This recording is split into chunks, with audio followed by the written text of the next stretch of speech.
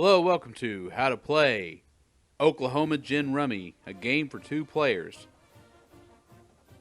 Now, you're going to need a standard deck, and this is what the two melds look like. You either have runs or sets. Runs have to be in the same suit, and sets, well, you can have up to 4 cards, but you need at least 3 to count as a set.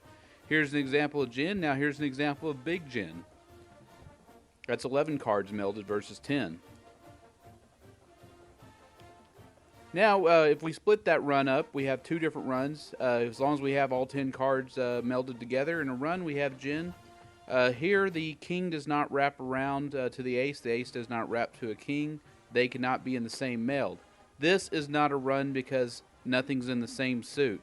So the scoring is as follows. Big Gin's 31, Gin's 25. You have an undercut and a knocking score. We're going to get into those real quick. Here's some examples of knocking, laying off, and undercutting.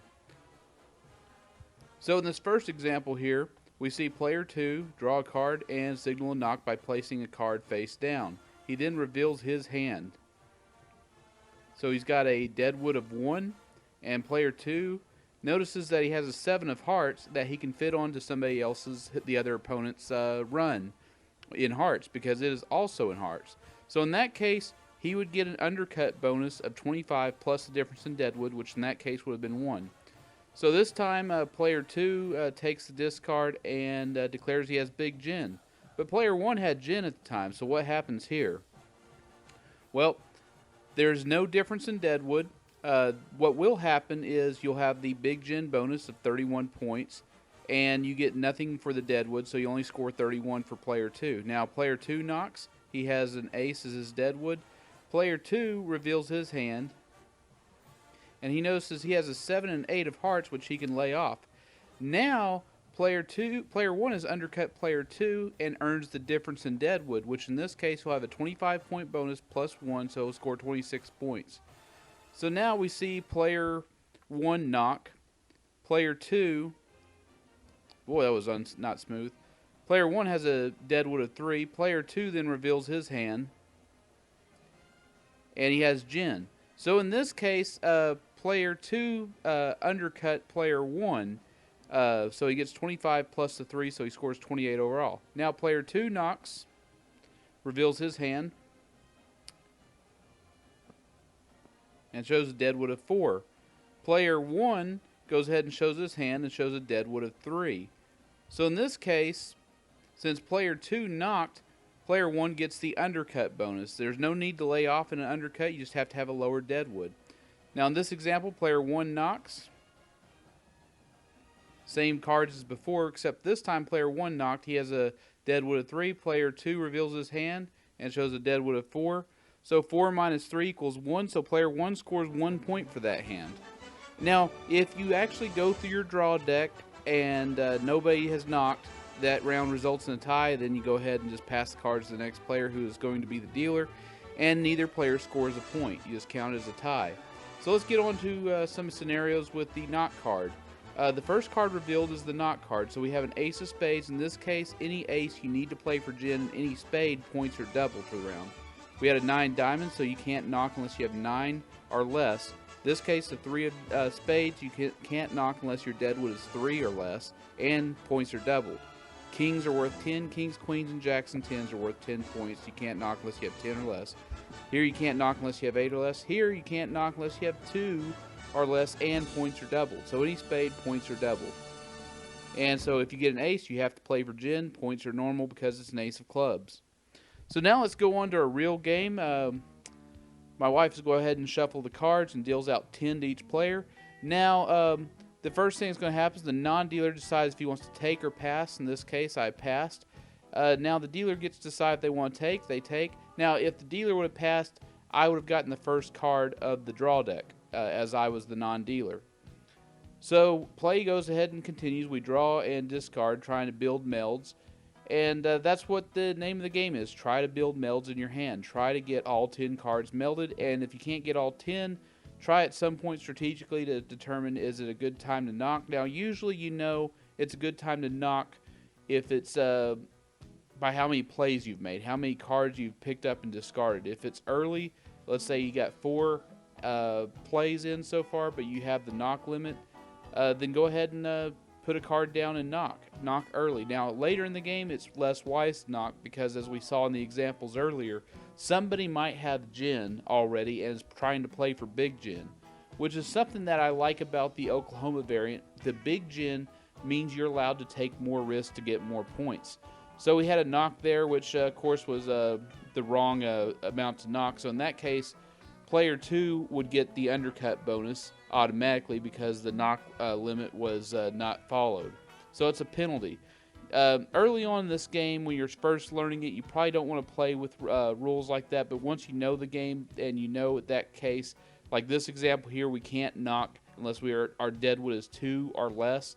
And this round, points are going to be doubled. So you can see what I have in my hand. You don't know what my wife has in her hand, so that's what makes this game interesting.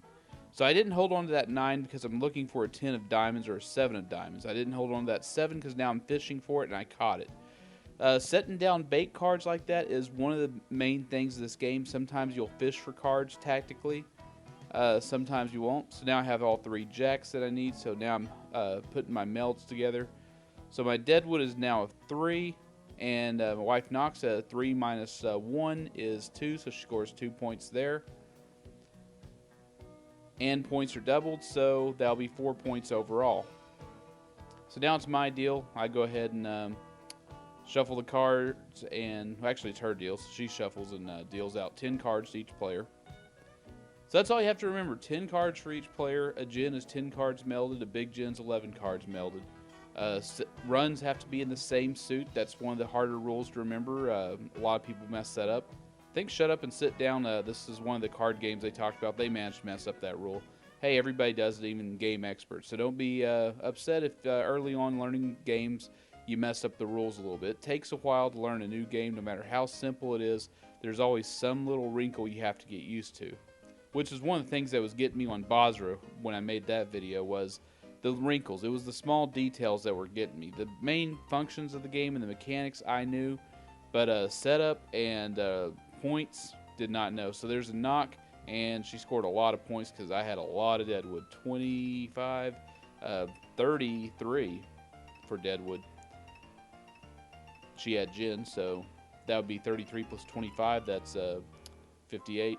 So there's an interesting way to shuffle. Go ahead and just put all the cards on the table and swish them around like dominoes, and then go ahead and give it a few riffle shuffles and then deal out 10 cards. Let's see if that helped me at all. Okay, well, we got 10 of spades, so we can't knock unless we have 10 or less, and points will be doubled. So I am the dealer. It's not my pick. It'll be my opponent's pick. My opponent then has to decide if they want to take or not. And so I decided to get a card holder so I could relax more. So you decide not to take it. For some reason, I also decided not to take it. Interesting choice there. Sometimes with this game, it's a game of instant regret. Sometimes you'll discard a card, the next 3 cards you pick up. Like there's a good example. We have 2 4s in a row. And then she took that 3 of spades, so she might be able to use that. And it's also important to monitor your opponent's cards. So you might discard a card and get that same rank 3 times or 4 times in a row, and you'll be like, oh, I should have held on to that. And in this game, you're trying to ascertain what your opponent's going to do or what they're going for.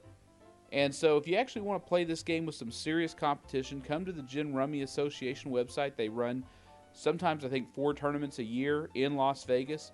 I think it's like 1,200 or something for a single entry. So it's kind of expensive, and I think there's even a high roller for those of you that are blessed with money. And you actually want to see how well you'll do against people that know this game by heart, yeah, go there. In fact, here's the website right here, GinRummyTournaments.com. Go there, book a hotel. It's a lot of gaming, a lot of time spent. By the time you're done with this tournament, you'll be sick of Gin Rummy. And they play by the Oklahoma rules. You can check the rule book on the website itself. It's very technical. It's almost like a sport in that case. I don't know. If you fall in love with this game, try it out.